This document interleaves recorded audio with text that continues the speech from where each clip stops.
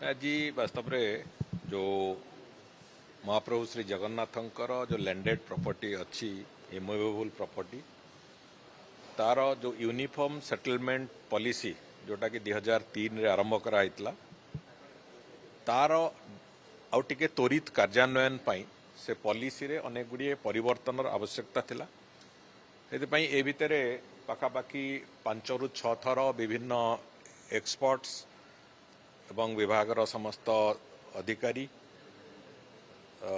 मंदिर chief administrator और अन्य प्रमुख ऑफिसर माने लॉ कमिशन रो सदस्य माने समस्त को नेकी पाखापाखि आ पूर्वर 5 राउंड रे आलोचना हो सारी आज गोटे शेष पर्यायर आलोचना प्रायतः कहले अत्युक्ति हेनी है गोटे निर्यास बाहरी जो थे कि संपूर्ण रूपे जो महाप्रभु श्री जगन्नाथंकर जमी जो गुड़िक विभिन्न जगार लोक मैंने एनक्रोच करके रखिंट गोटे सुजोग दवापाई